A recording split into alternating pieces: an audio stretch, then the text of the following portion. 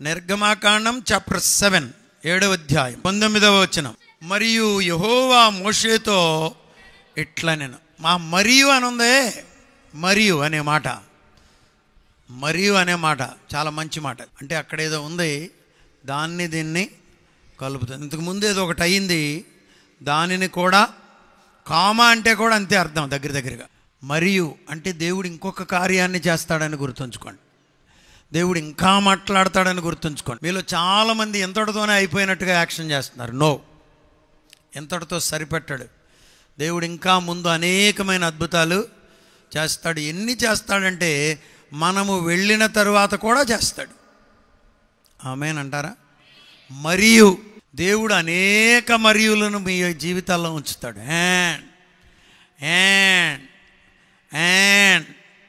అంటారే అండి చాలా. ప్రభువా, యేసన్న గారు ప్రభు దగ్గరికి వెళ్ళే వరకు వాళ్ళకి 1300 సంఘాలు ఉన్నాయంట. ఇప్పుడు ఆయన వెళ్ళిన తర్వాత ఇంకా మరి ఒక సంఘాన్ని ప్రభువు ఇస్తున్నాడు. మీకు కూడా మానవ సంతానమా, బిడ్డలా, పరిచర్య, చదువా, ఉద్యోగమా, వ్యాపారమా, స్వార్థ పనా, దేవుడు మరియును పెడతాడు. ఇంకొంచెం నాన్న సౌండ్. మరియు ఏంటని చెప్పండి. మరియు ఉండాలి. మరియు యెహోవా మోషేతో ఇట్లా నేను నీవు అహరోనుతో నీ కర్రను పట్టుకొని ఐగుప్తు జలముల మీద, అనగా వారి నదుల మీదను, వారి కాలువల మీదను, వారి చెరువుల మీదను, వారి నీటి గుంటలన్నిటి మీదను నీవు చెయ్యి చాపుము, అవి రక్తమగును. ఐగుప్తు దేశమందంతటను మ్రాను పాత్రలోను రాతి పాత్రలోను రక్తము ఉండునని అతనితో చెప్పబడి. ఎవరితో? అహరోనుతో చెప్పాలంట. ఏమని చెప్పంటున్నాడు? నీ కర్రను పట్టుకొని. మోషే కర్రే. నీకున్నదానితో దేవుడు నిన్ను వాడుకుంటాడు. ఏమి కొత్త ఏం అక్కర్లా. క్రొత్త టోపీ చేయించుకుని నువ్వు తిరగాల్సిన పనేమి. నీకున్నదానినే, నీ బిడ్డలనే దేవుడు వాడుకుంటాడు. చేతి కర్రండి, అక్కడ దాకా తెచ్చి ఆ మూలను వదిలేస్తారు, ఆ తలుపు మూలను పడేస్తారు. దానిని వాడుకుంటున్నాడు దేవుడు. I don't know.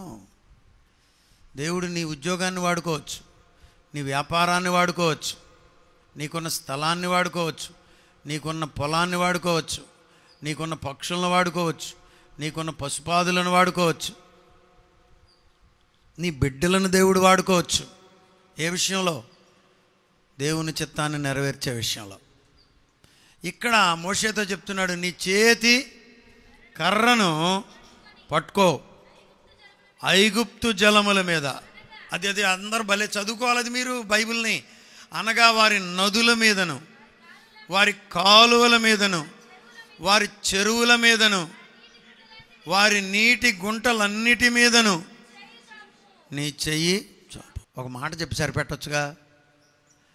ఐగుప్తు జలములన్నిటి మీద, మళ్ళా నీ నదుల మీద. మోషే మోషే మోషే అయ్యా చెప్పు. ఐగుప్తు నదులన్నిటి మీద, కాలువల మీద, చెరువుల మీద, నీటి గుంటలన్నీ.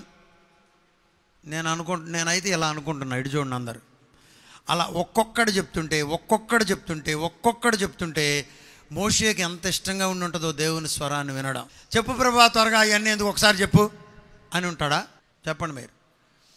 మీకు ఇష్టమైన వాళ్ళు మీతో మాట్లాడుతున్నారు, ఎలా ఉంటుంది మీకు? ఇష్టమైన వాళ్ళు మీకు మాట్లాడుతుంటే ఏమనిపిస్తుంది మీకు? కొంచెంసేపు మాట్లాడొచ్చుగా, అప్పుడే అయిపోయిందా అంటారుగా మీరు. వాళ్ళకేం 100 పనులుండి ఆ పిల్లలు, మమ్మీ బాగున్నారా, సరే భోంచేసావా, ఏం తిన్నా, ఇడ్లీ తిన్నావా, సరే అంటారు వాళ్ళు. అక్కడ మీకేమనిపిస్తుంది? కొంచెంసేపు మాట్లాడవే బాబు, కొంచెంసేపు మాట్లాడయ్యా. దేవుడు మాట్లాడుతుంటే దేవుడు కూడా సాగదీస్తున్నాడని చెప్పొచ్చు. ఇట్లా ఐగుప్తు జలములన్నిటి మీద అన్నాడు తిమోతి గారు. మళ్ళీ ఏమంటున్నాడు? మళ్ళా నదుల మీదను. ఇక్కడ అసలు సంగతి ఏంటంటే ఆయన మాట వినడమే మనకు గొప్ప కృప. దేవుని మాట నీ నోట పాటగా ప్రభు ఇస్తే ప్రజలు ఇంట్రెస్ట్ చూపిస్తారు. అదేమి మరుగున పడిపోదు. నడిపించు నానా ఎప్పుడు పాట? ఎప్పుడో పాట. కుష్ఠరోగులు అడుక్కుంటూ స్వార్థ చేయడానికి నడిపించు నానా పాడుతున్నారు. ఎంత గొప్ప కృప. గంగిరెద్దుల వాళ్ళకు కూడా స్తోత్రం చెల్లించము నడిపించు నానావో తెలుసు. కారణం ఏంటంటే అది దేవుని మాట. తన దాసుని నోట ప్రభువు ఉంచాడు.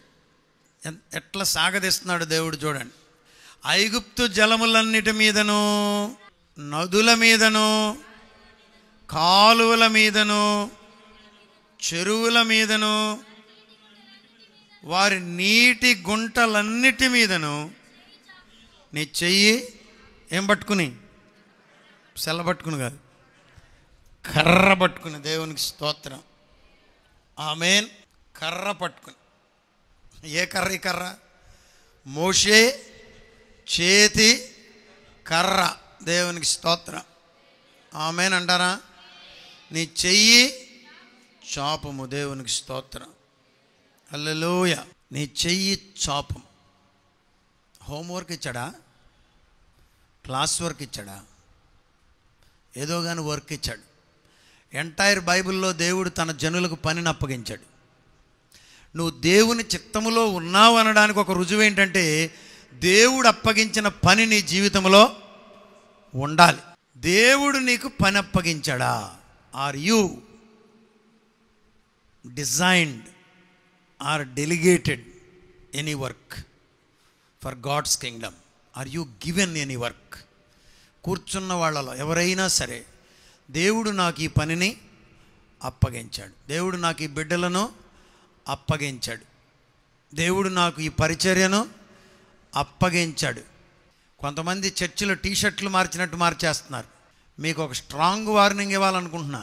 మీరు చచ్చిపోతే సమాధి చేయడానికి ఆ పాస్టర్ రాడు, ఈ పాస్టర్ రాడు. Don't change. ఒక చర్చికి వెళ్ళండి, 4 రోజులు నెల్లూరు, 4 రోజులు గుడివాడ, 4 రోజులు గుంటూరు, 4 రోజులు పెద్ద చర్చి అనుకోమాకండి. ఊరికే 4 రోజులు అసలు బైబిల్ పట్టుకోరు, వెళ్ళి అక్కడ కూర్చుంటారు కాసేపు.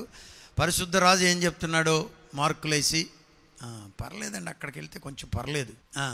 నేను ఇంకో చర్చికి వెళ్ళాను, అక్కడ అసలు ఏమీ లేదు. మనోడు వాళ్ళకి మార్కులు వేసే పరిస్థితి. No no. నాకు దేవుడు ఈ పరిచర్యలో దేవుడే నన్ను నడిపించాడు. ఈ పరిచర్యలో దేవుడు నాకు పనిని అప్పగించాడు. మోషే కర్ర పట్టుకో. ఎక్కడ చెప్పండి? నదులన్నిటి మీద, కాలువల మీద, చెరువుల మీద, నీరు ఎక్కడ ఉందో అక్కడ నువ్వు పనిచేయాలి. నీరు దేనికి చెప్పండి?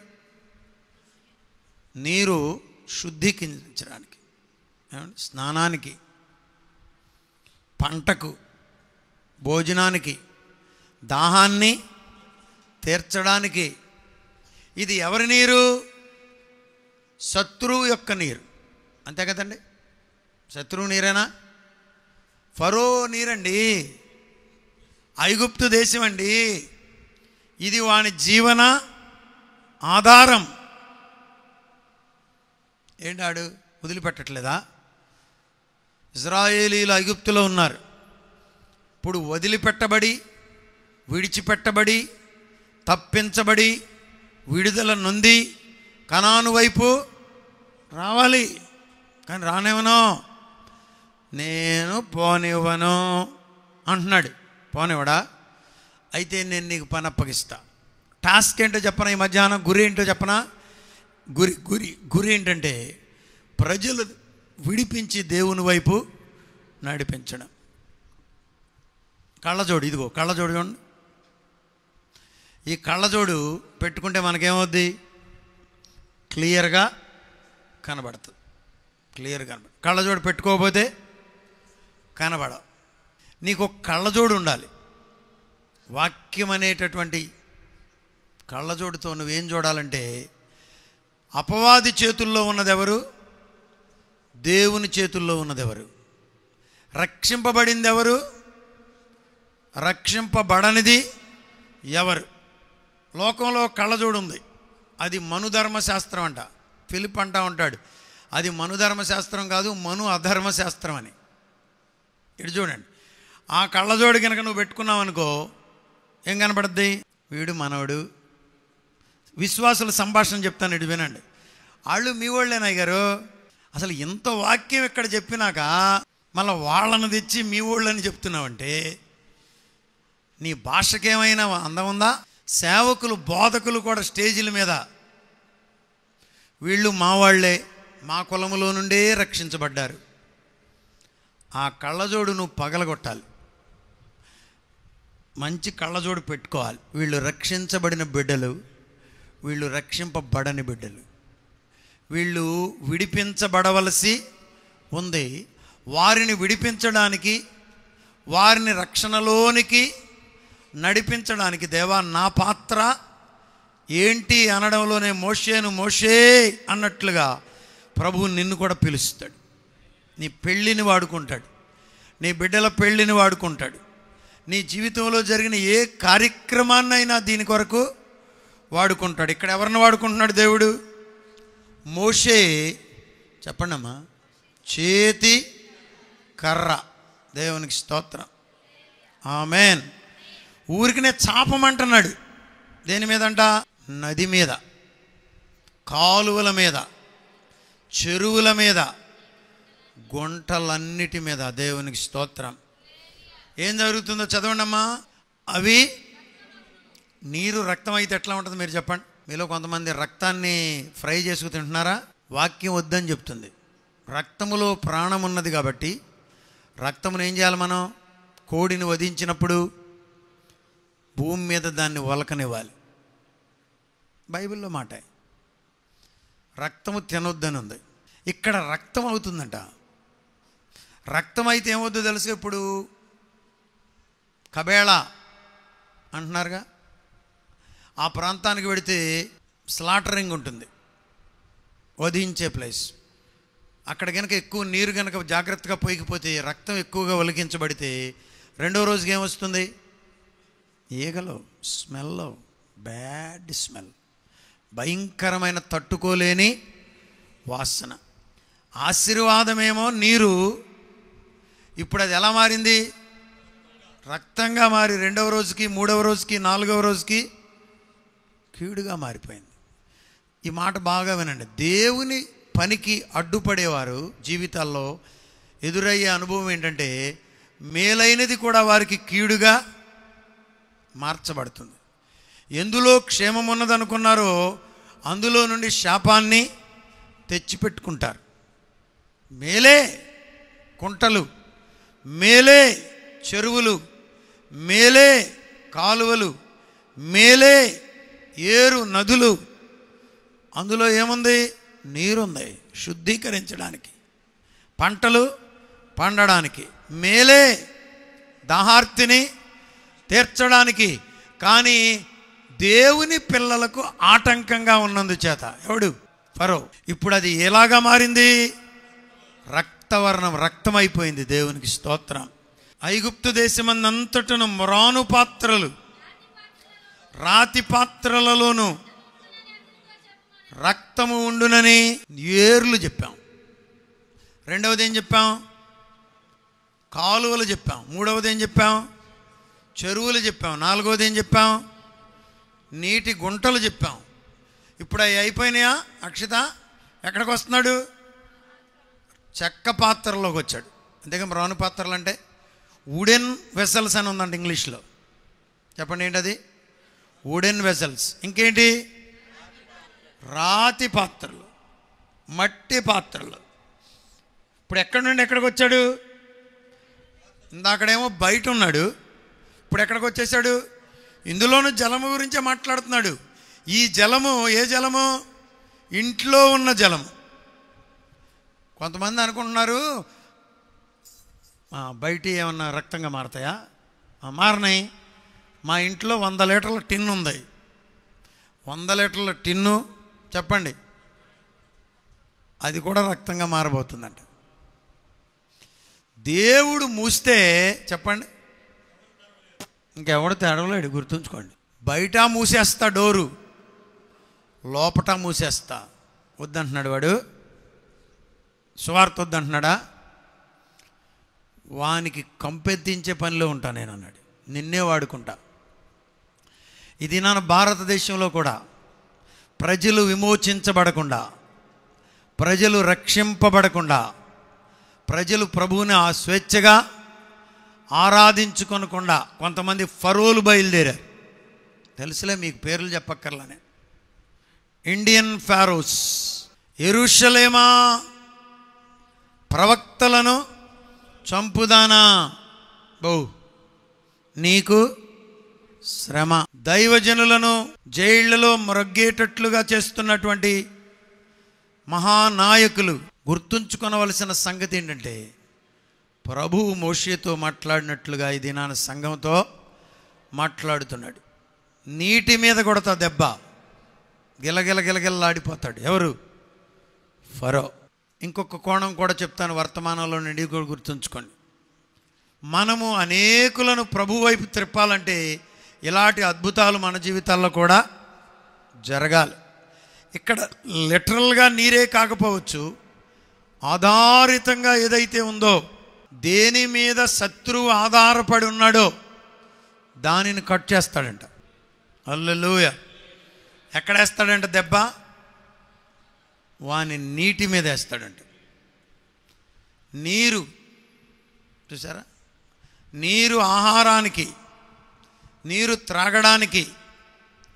ఇక్కడ మనం నేర్చుకోవాల్సిన ఒక పాఠం గట్టిగా ఇటు వింటేనే మీకు అర్థమవుతుంది. ఏంటో తెలుసా? అపవాదిని మనం ఎండగట్టాలి, సాతానును మనం ఎండబెట్టాలి. ఫరో విషయంలో, నా బిడ్డలు ఐగుప్తు నుండి కానానుకు వెళ్ళే విషయంలో, సరే ఆడి రానివని అంటున్నాడా? వదిలేయి అన్నాడా? పట్టుకున్నాడు. రక్షణ విషయంలో సభల్లో పట్టుకోవాలి, రక్షణ విషయంలో సువార్త కూటాల్లో పట్టుకోవాలి, రక్షణ విషయంలో పెళ్ళిళ్ళలో పట్టుకోవాలి. ఆ పట్టుకోవడం ఏంటో మీకు తెలియాలంటే నిర్గమాకాండంలో ఉన్న తెగుళ్ళను గురించి మీరు చదవాలి. వదిలేశాడా ఫిలిప్ అంకుల్ గారు? అస్సలు వదల్లా, అస్సలు వదల్లా, అస్సలు వదల్లా. అవే ఆ తెగుళ్ళు. నిర్గమాకాండములో ఉన్న తెగుళ్ళ యొక్క ప్రాముఖ్యత ఏంటంటే, the importance of the salvation and the role of the church. రక్షణ యొక్క ప్రాముఖ్యత, రక్షణ విషయంలో దేవుని సంఘము యొక్క ప్రాముఖ్యత. ఏదోలేండి సత్యాళ్ళు, ఆడికేదో చెప్పాను కానీ ఆడు వింటలేదు, పోనే ఉండ, వదిలేయి వదిలేయి వదిలేయి అన్నావంటే మళ్ళీ నీకు బాప్తిసం ఇవ్వాలి. గుర్తుంచుకో. వదిలేస్తావా? వదలను. ప్రాణం పోయినా వదలను. సువార్త పనిలో ఉన్నప్పుడు, అపవాదితో పోరాడేటప్పుడు కొంతమంది అవసరమైతే ప్రాణాలు పెట్టవలసి ఉంటుంది. అయినా అంత గొప్ప దేవుడు ప్రవీణ్ అన్న ప్రాణాలను కాపాడలేదేంటి అనుకుంటున్నారా? అవసరమైతే మనం ప్రాణం పెట్టవలసి ఉంటుంది. బిడ్డ చనిపోయాడు. కమింగ్ టు ద పాయింట్, పోరాటం ఉందా లేదా? ఉంది.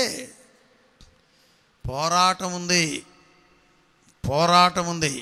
పోరాడాలి మనం. ఇందులో కొన్నిసార్లు మనం ప్రాణం కూడా పెట్టవలసి ఉంటుంది. ఎంతోమంది భక్తులు ప్రాణం పెట్టారు. పిపి జోబు గారి పిల్లడు చంపబడ్డాడు. మరి ఒక పిల్లోడిని యాక్సిడెంట్లో చంపారు. 2 బిడ్డలు చనిపారు. Great man of God. India దేశంలో అతి గొప్ప భక్తుల్లో, ఎక్కువ పరిచయం చేసిన సేవకుల్లో పిపి జోబు గారు ఒకరు. రెండవ కుమారుడు, మొదటి కుమారుడు చనిపోయినప్పుడు ప్రభువుని అడిగాడంట ఆయన, వై లార్డ్ వై అని. ఎందుకు ప్రభువా? నా కుమారుడు ఇంకా ఎదిగొచ్చిన పిల్లలు, ఎందుకు ప్రభు అంటే ప్రభు ఏం మాట్లాడలేదంట. తర్వాత ఎప్పుడు 20 ఏళ్ల తర్వాత వాళ్ళ పిల్లాడి జ్ఞాపకార్థంగా in the memory of their son ఒక పెద్ద భవంతిని కట్టి అక్కడ బిడ్డలను పెంచుతుంటే 100 మంది పిల్లలు బారులు తీరి కూర్చుని నిలబడి ఉన్నారంట. అసెంబ్లీలో మాట్లాడేటప్పుడు 100 మంది పిల్లలు కనపడుతున్నారంట. తిండి లేని పిల్లలు, భోజనం లేని బిడ్డలు, తల్లిదండ్రులు లేని బిడ్డలు. వీళ్ళందరూ అక్కడ షెల్టర్ తీసుకోవడానికి కలిగిన కారణం తన కుమారుని యొక్క జ్ఞాపకార్థంగా అక్కడ ఆ పనిని ప్రారంభించడం. ప్రభువు చెప్పాడంట, చూడు వై లార్డ్ వై అన్నావుగా, దిస్ ఈజ్ వై అని చూపించాడంట. దేవుడు అన్నిటికీ జవాబులు ఇస్తాడు. ఇప్పుడు కొంచెం మనకు కొన్ని విషయాలు కష్టంగా, చెప్పట్లేదు మీరు, కష్టంగా ఉంటాయి. శ్రమ మనకి వాళ్ళ శ్రమ అయినప్పటికీ రేపటి దినాన అందులో నుండి దేవుడు మేలును మనకు చూపించే రోజు ఒకటి. నీకు ఎలాంటి శ్రమలో ఉన్నావో నాకు తెలియదు, కానీ ప్రతి శ్రమలో నుండి దేవుడు ఒక దినాన మేలు చూపించుతాడు. ప్రతి కీడు వెనుక ఒక మేలు దాగి సీరియస్గా తీసుకున్నాడు. నువ్వు వెళ్ళు, కర్ర తీసుకో, ఆ నదుల మీద, కాలువల మీద, చెరువుల మీద, బొగ్గలన్నిటి మీద, గుంటలన్నిటి మీద చెయ్యి చాపు. మ్రాను పాత్రలు, చెప్పండి ఎంత చక్కటి తర్జుమానం. చెక్క పాత్రలు అంటే పెద్ద అనుకునేవాళ్ళు. మ్రాను పాత్రలు, రాతి పాత్రలు. మ్రానుల్లో కూడా మంచి శ్రేష్టంగా తయారు చేయబడినవి ఎక్కడుంటాయి? రాజుల ఇళ్లలో. వాటిని కూడా రక్తంగా మార్చేస్తా. ప్రతి కుండ మూసేస్తా. ప్రతి పాత్ర ఐల్ క్లోజ్ ఇట్. ప్రపంచ జనములు అనుకుంటున్నారు, నాయకులు అనుకుంటున్నారు దేవుని గురించి రక్షణ ప్రణాళిక ప్రకటించబడుతుంటే, భారతదేశపు నాయకులు, no matter who they are, ఏ పార్టీ అయినా కావచ్చు, రక్షణ ప్రణాళికను గురించి చాలా తేలికగా తీసుకుంటుంది ప్రభుత్వాలు. కానీ ప్రభువు దీన్ని చాలా సీరియస్గా తీసుకుంటున్నాడు. మోషే వలె నీవు నిలబడతానంటే ప్రభువు చేయాల్సింది చేసి వారిని కానాను వైపు నడిపిస్తాడు, మందిరం వైపు నడిపిస్తాడు, పరలోకం వైపు నడిపిస్తాడు, రక్షణ వైపు నడిపిస్తాడు. ఇప్పుడు ఎవరు కావాలి మనకి? మోషే కావాలి, అహరోను కావాలి. మోషే అహరోనులు ఇద్దరు కలిసి పనిచేస్తున్నారు. దేవునికి స్తోత్రం. మోషేతో ఏం చెప్తున్నాడు? నీవు అహరోనుతో, ఉందా లేదా? నీవు అహరోనుతో, యూనిట్ టు గో. నేను ఒక్కడనే చేస్తాను అనమాకండి, కలుపుకు పోవాలి. దైవజనులు, పిల్లలు, యవన బిడ్డలు తోటి విశ్వాసిని విశ్వాసిగా చూడాలి. తోటి దైవజనుని కలుపుకొని పోవాలి. ఎక్కడున్నాం మనం? నీవు అహరోనుతో. దేవా, అహరోను లేకుండా నేనేమి చేయలేనా? చెయ్యలేవనేగా నేను చెప్పేది. చెయ్యలేవు, నీకు సహవాసం అవసరం. మీలో కొంతమంది ఇంటికాడే ప్రార్థన చేసుకుంటున్నారంట. కుదరదు. నో, ఇంటికాడ ప్రార్థన చేసుకునేది వాక్యానుసారమైన పరిచర్య కాదు. సంఘానికి నీవు రావాల్సిందే, మందిరములో పాలు పొందాల్సిందే. ఎవరెవరు? మోషే, అహరోను. ప్రియమ కూడా ఉంది. సహోదరీలను, సహోదరులను కలుపుకు పోతే పని జరుగుతుంది. రాజులను వణికించవచ్చు. వాడికి వచ్చిన ఈ బాధలు ఇప్పుడు. అరే, ఎర్ర సముద్రంలో కూడా ఎంటపడుతున్నాడండి, వదిలిపెట్టాడా? మీలో ఎంతమందికి తెలుసు? ఆర్కియాలజీ అనేది ఒక డిపార్ట్మెంట్ ఉంది, పురావస్తు శాస్త్రం. పురాతనమైన వాటిని త్రవ్వి తీస్తారు.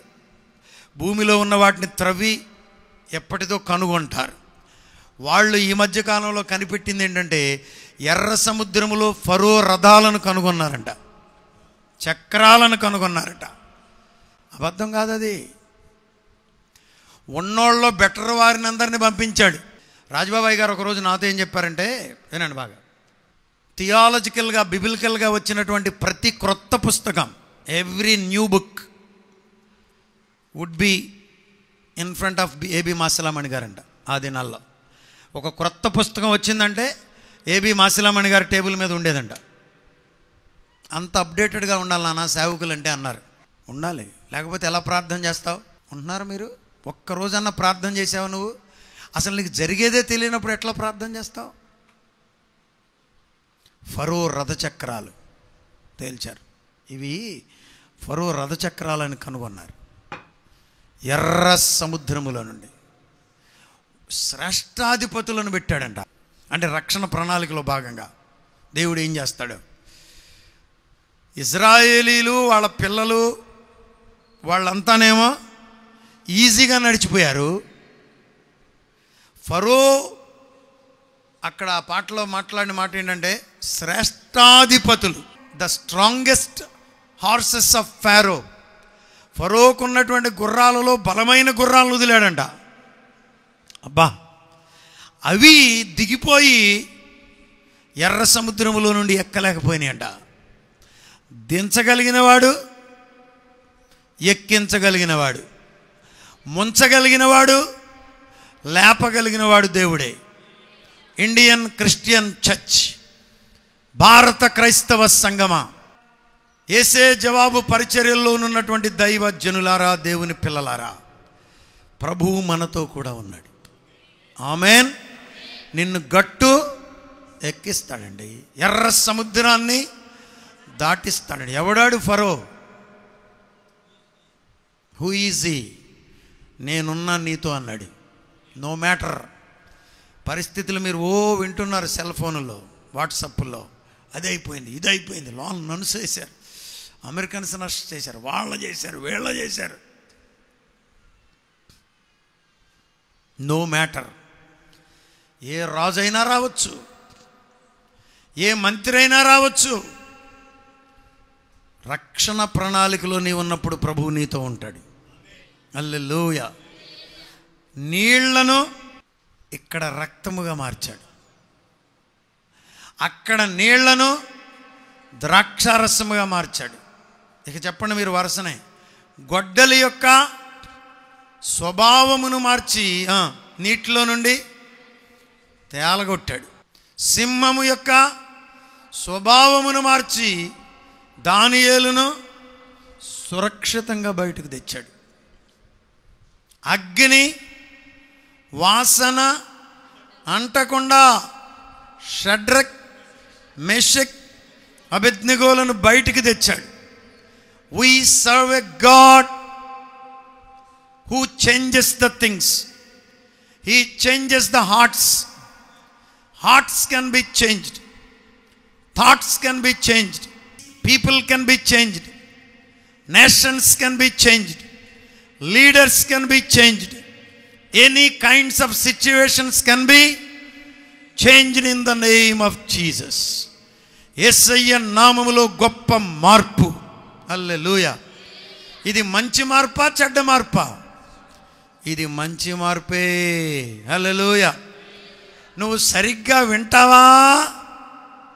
సరే, లేకపోయిందో నీళ్ళు ఏమవుతాయంట? ఆపేయండి అని కొంతమంది. ఆపేయండి, ఈ మార్పు మాకొద్దు. ప్రభువు మారుస్తాడు. ఆమేన్. గొప్ప మార్పును మన దేశంలో తెస్తాడు, మన గ్రామములో తెస్తాడు, మన కుటుంబాల్లో తెస్తాడు, మన బిడ్డల్లో తెస్తాడు, మనలో తెస్తాడు. దేవుడే దిగొచ్చు. ఎవరి ద్వారానో చెప్పండి. నా ద్వారా, మీ ద్వారా, మన ద్వారా ఏం తెస్తాడు? గొప్ప మార్పు. యేసు నామములో విడుదల. స్తోత్రం. మన బిడ్డలకు విడుదల, మన గ్రామమునకు విడుదల, మన దేశమునకు విడుదల, మన ప్రజలకు విడుదల, మన ప్రాంతాలకు విడుదల, గొప్ప విడుదల. ఆమేన్.